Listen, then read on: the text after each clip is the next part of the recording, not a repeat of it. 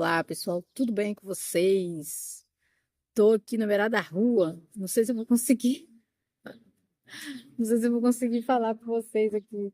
Acho que eu vou ficar com vergonha, mas não. Eu queria muito conversar com vocês sobre Pedro Páramo. Eu não consegui fazer vídeo, gente, essa semana que passou. Não foi porque não tinha conteúdo, não. É porque eu peguei dengue.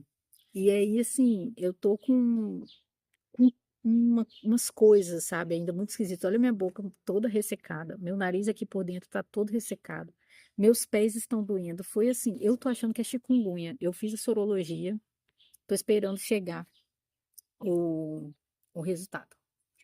Aí eu vim pegar o Matheus na creche e falei assim, bem, vou usar um tempinho aqui para poder falar de Pedro Páramo, que é um livro que tem mexido assim muito comigo. Eu gostei demais desse livro. Eu sou péssima para comentar sobre literatura, né?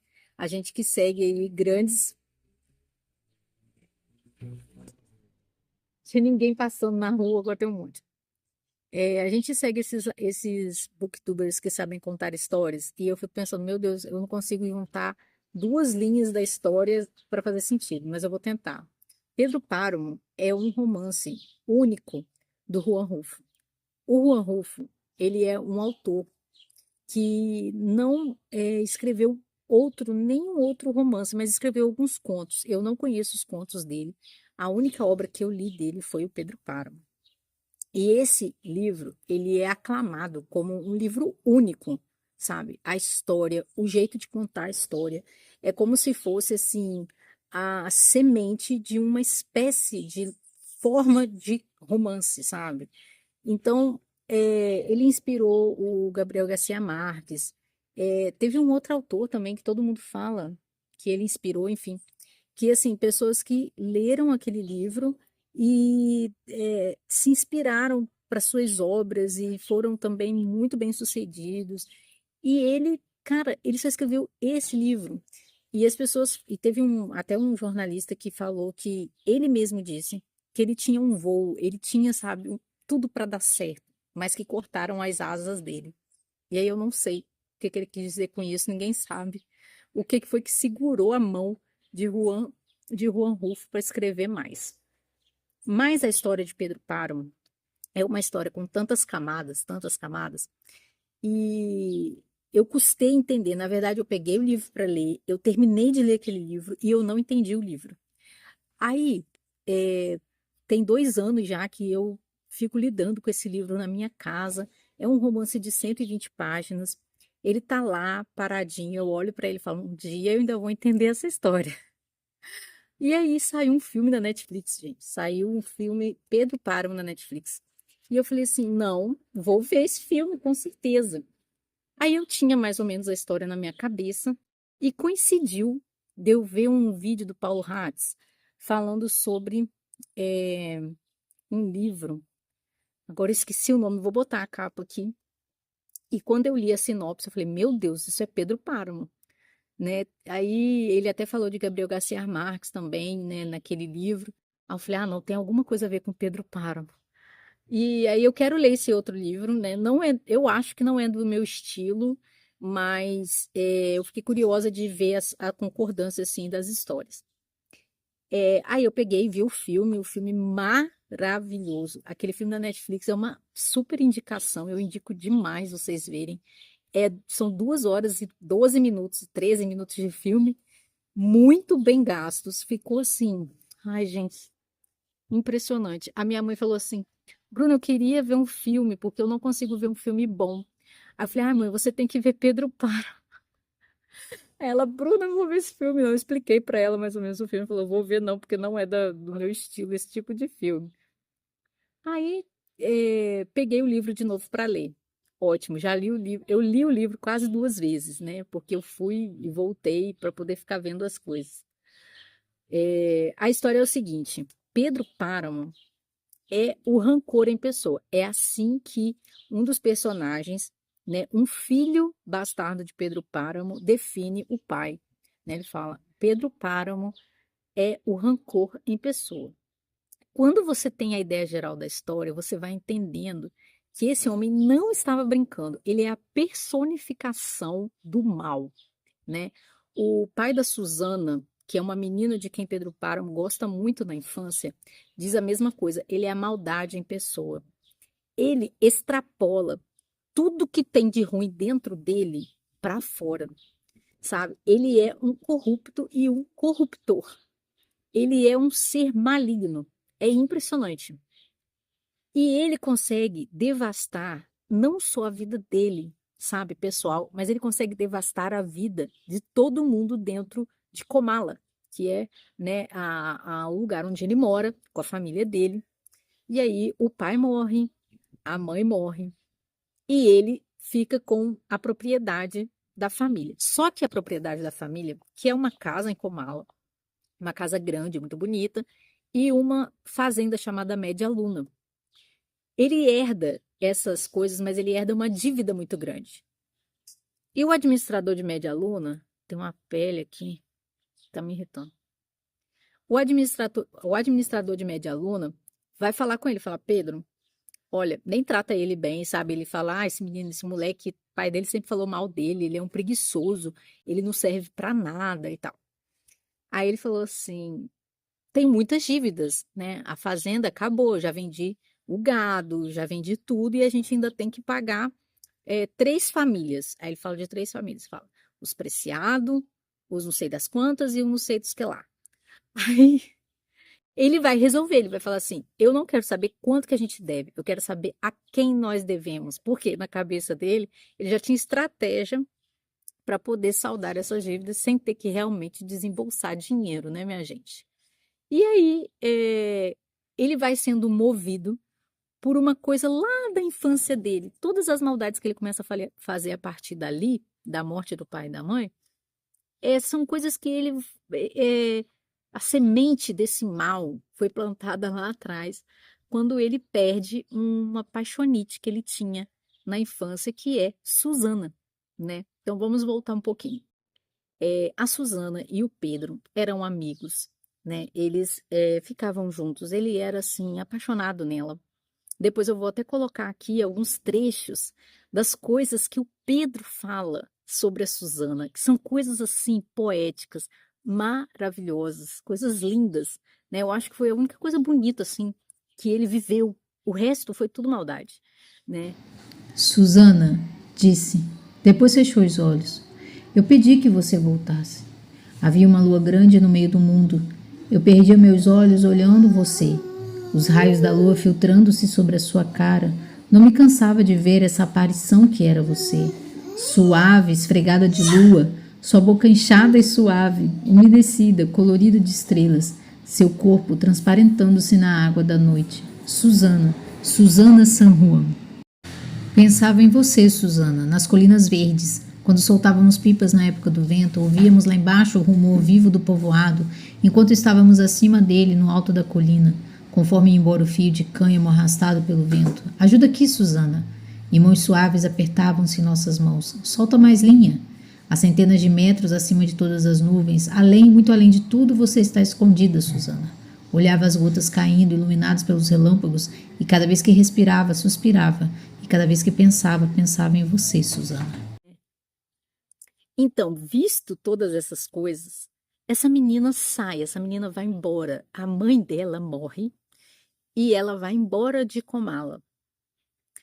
Quando ela vai embora, Pedro simplesmente, para ele a vida acabou. Acabou. E ele vai alimentar dentro dele uma vontade de ter ela de volta. Então, ele meio que odeia aquele lugar, né? Ele odeia Comala porque ela odiava Comala. Ele não tem respeito por nenhuma outra mulher, não tem interesse por nenhuma outra mulher. Ele quer a menina de volta, sabe? E ele também quer vingança. Ele quer vingança da morte do pai. Como que o pai dele morreu? Foi a uma festa. Na festa, alguém tinha que morrer. Uma pessoa entrou atirando em todo mundo e acabou matando o pai dele de acidente, sem querer.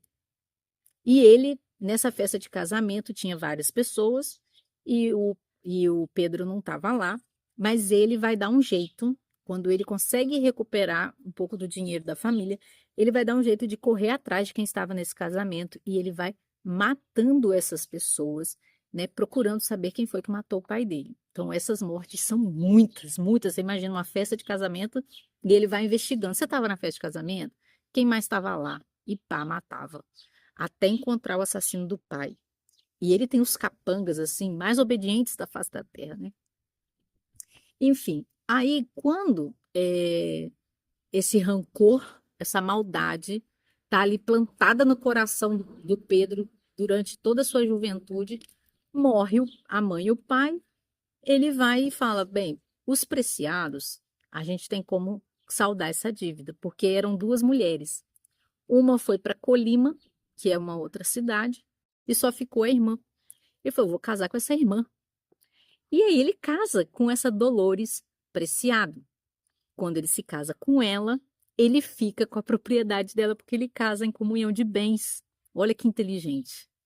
E ela, bobinha, achou que ele gostava dela, né? Aí ele tem um filho com ela, um filho com a Dolores. E essa Dolores é a mãe do personagem que vai nos contar, né, essa história. Olha que legal. Então ele tem um filho com ela, que é o Juan, e ele manda, né, ela para casa da tia dele. Esqueci o nome dela agora. Ele meio que despacha a Dolores e fica com a propriedade e o menino e a mãe ficam a ver navios na casa da irmã da Dolores, né? Então, assim, ele é mau mesmo. Ele casou com ela, tirou a propriedade e ainda deixou ela com o filho e tudo. O livro começa com a morte da Dolores. A Dolores dizendo: Olha, Juan, você vai voltar para Comala, você vai procurar o Pedro Páramo, que é o seu pai, e você vai exigir dele tudo que é nosso. Então, eu não quero que você fique pedindo nada para ele, eu quero que você exija o que é nosso. E ela, quando saiu de Comala, tinha uma visão muito bonita de lá. É um vilarejo muito bonito, Média Luna é muito próspera, né? Então tem muita comida, é um lugar verdejante e tal. E ela fala isso para ele: olha, é muito bonito Comala, vou ler o trecho para vocês. Essa é a visão da Dolores e passa para ele e faz ele prometer que ia voltar para lá. E ele promete e volta. Só que quando ele volta para poder procurar o pai, tudo está destruído, tudo, né? Tudo está destruído. Comala não é mais um lugar verdejante. Não existe mais ninguém em Média Luna. Não existe mais ninguém em Comala. É um lugar completamente abandonado. Isso está escrito, gente, na primeira página do livro, tá? E aí a gente vai sabendo como é que aquilo aconteceu, né? Como é que Média Luna e Comala foram destruídos. Cheguei em casa, falei, vou continuar a fazer o vídeo do Pedro Páramo. Mas Miguel acordou. Oi, amor. Quanto tempo você tá acordado aí? Hã? Ó o mosquito. Não pode, mosquito, sai fora. Mosquito danado. Não pode, mosquito. Não pode. Quase 24 horas depois, eu consegui sentar para poder continuar contando a história do Pedro Páramo. Então, gente, a gente parou lá como foi que o Juan chegou lá em Comala, né? Então, ele chega a Comala com a ajuda de Abundio, um homem que está ali numa carroça, puxando uns animais, e ele vai pedir ajuda para poder chegar a Comala. E eles vão conversando, e o Abundio até fala: Ah, você vai fazer o que em Comala? Ah, vou visitar meu pai. Tô procurando meu pai. E ele fala: Ah, então vai ser uma festa, porque há muito tempo não aparece ninguém por aqui. Nisso que eles vão chegando perto de Comala, ele vai se lembrando do que a mãe dele falava, né? Aquela descrição que a gente viu sobre Comala. Quem é o seu pai? Ele fala: Como é o seu pai? Se é que se pode saber. Aí ele: Não conheço, só sei que se chama Pedro Páramo. Aí o Abud fala: Ora, veja. Pois é, me disseram que esse é o nome dele. Aí ele falou de novo: Ah, tipo assim, eu acho que o Abud estava tentando evitar o assunto. Por onde o senhor está indo? Ah, vamos descendo, vou descendo, senhor. Conhece um lugar chamado Comala? Pois é, para onde estou indo. Então, o Abundo estava indo para Comala, mas ele não ia ficar em Comala, né? Ele estava no caminho de outro lugar. E ele reclama do calor, faz calor aqui. Pois é, mas isso não é nada, fique tranquilo. Quando chegarmos a Comala, o senhor vai ver o que é calor forte. Aquilo fica em cima das brasas da terra, bem na boca do inferno. Digo eu que muitos dos que morrem lá, por lá, quando chegam ao inferno, voltam para buscar um cobertor. O senhor conhece Pedro Páramo? Eu me atrevi a perguntar porque vi nos olhos dele uma gota de confiança. Quem é ele? Tornei a perguntar. O rancor em pessoa, respondeu ele. E aí, quando ele vai, é deixado lá para descer, né? A Bund vai para um lugar e ele tem que descer para Comala. Ele fala, onde é que eu arrumo um lugar para ficar? Aí ele fala, procura Edoviges. Mas não dá o endereço, não fala, você fala assim, procura Edoviges. Se ela não estiver viva, fala que foi eu que mandei. E assim, gente, olha, você tá indo para um lugar que uma pessoa completamente desconhecida diz para você, ó, não tem nada lá, não tem mais ninguém lá, tá tudo abandonado. Aí você olha aquele lugar devastado. Eu voltaria para minha casa. Então eu acho que aqui esse primeiro passo do Juan para descer para Comala, né, nessa esperança de encontrar alguém do passado da mãe dele, porque eu acho que é meio isso, ele meio que está buscando a própria mãe, né, tentando fazer alguma coisa com aquela promessa que ele fez para a mãe dele.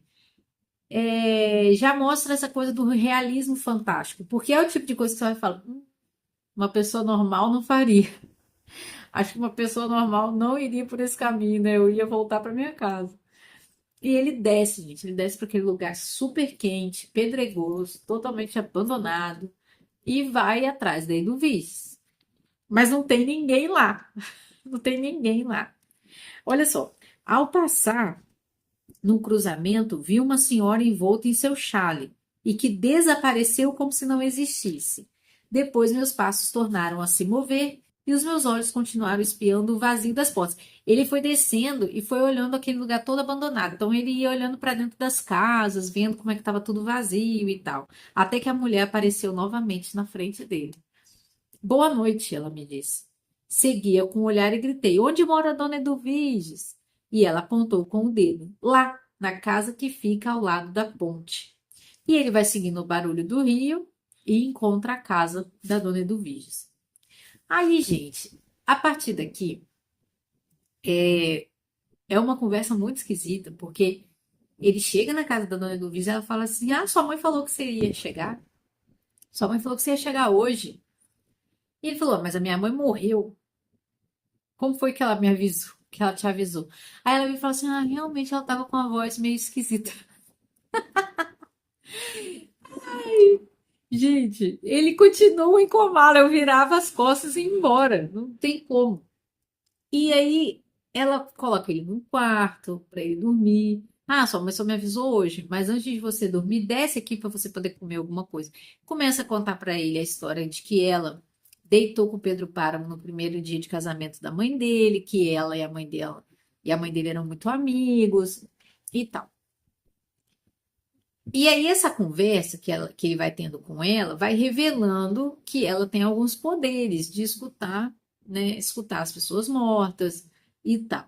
E ela escuta um cavalo, explica para ele que aquele é o cavalo do Miguel Páramo, que foi o único filho que o Pedro Páramo assumiu, conta a história do Miguel Páramo, entendeu? Que era uma desgraça naquela cidade, e até que ficava com ele, né, até ele arrumar uma namoradinha em outro lugar. E conta como foi que ele morreu. E ela conta que ele voltou para falar com ela. Tipo assim, ele morre, Miguel Páramo morre e volta meio que para se despedir dela. Então, assim, ele tá conversando com uma mulher que tem superpoderes. Mas, na verdade, não é superpoder, né? Na verdade, ela está morta.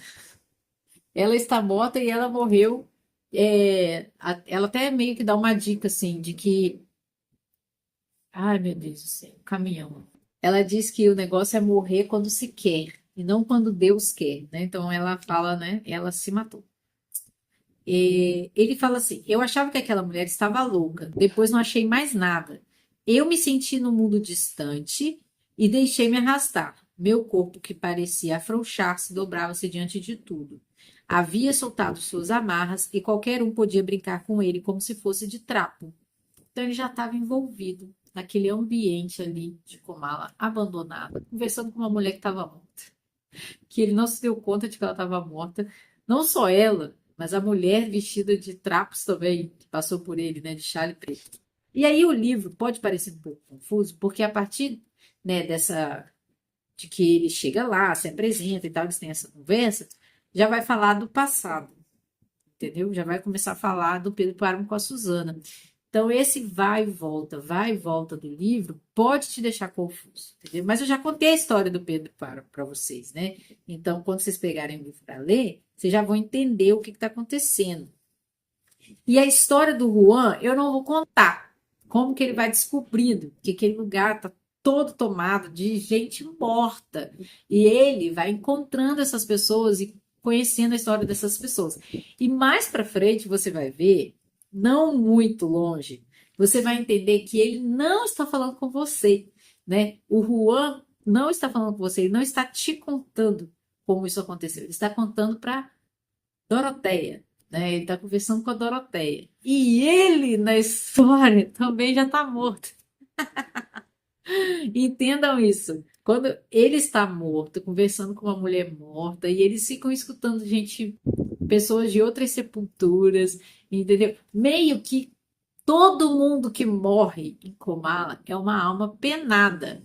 E você vai entender como foi que o Juan Preciado morre em Comala, tá? Ele nem chega a conhecer média aluna, ele morre em Comala mesmo. Se eu não me engano, se a história não está muito assim bagunçada na minha cabeça, ele não fica uma semana em Comala. Ele chega, conhece a Edviges, sai da casa da Edviges, encontra com a Damiana, que a Damiana era uma mulher que mora em Medialuna, que servia o Pedro Páramo, e aí ele vai morrer em Comala. Ah, Bruno, você tá dando spoiler, gente. O que eu tô te falando não é spoiler, é ajuda. É uma ajuda para você poder ler esse livro.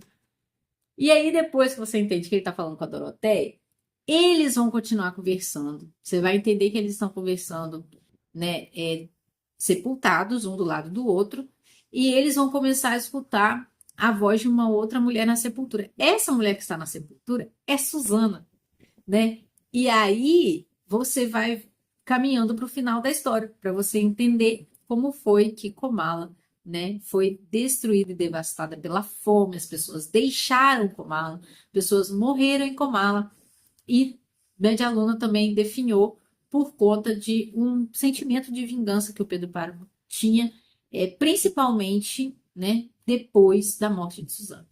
Tá. Então, gente, eu não vou falar mais. Eu acho que com essas informações que eu dei, já dá para pegar o livro e ler, entendeu? Eu falei bastante coisa da história, mas quando você pegar para ler, a experiência de leitura é uma coisa completamente diferente de você ler o livro, né? De você, na verdade, escutar o que eu tô falando. Tô meio tonta também. E depois que você lê o livro, veja o filme. Se você pegar o livro e achar dificuldade de ler o livro, veja o filme.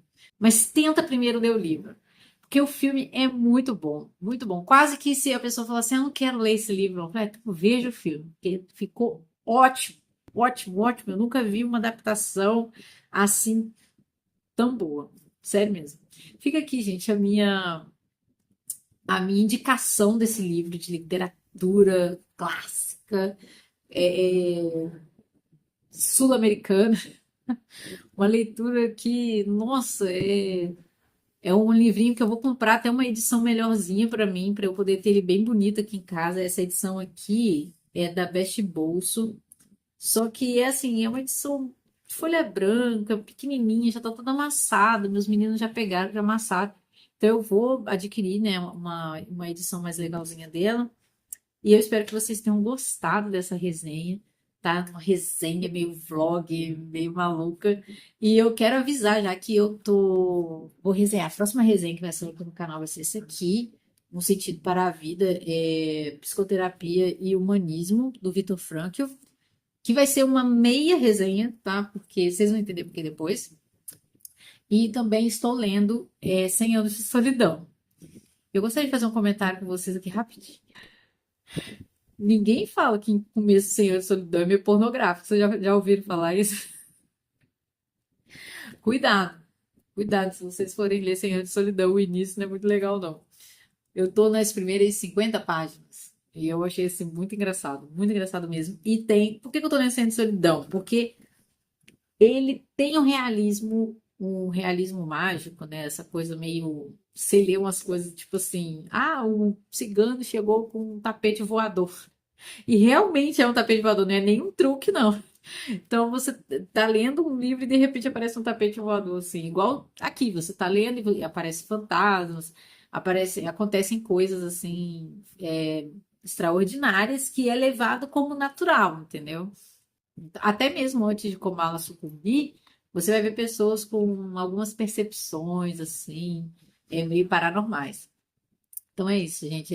Até a próxima resenha. Muito obrigada por todos vocês que chegaram aqui. Chegaram muitas pessoas novas aqui no canal, entendeu? Se você ainda não está inscrito, se inscreve, me ajuda muito. Deixa o seu like. E eu vou deixar o link de compra do Pedro Páramo aqui. E é isso. Tchauzinho e até mais.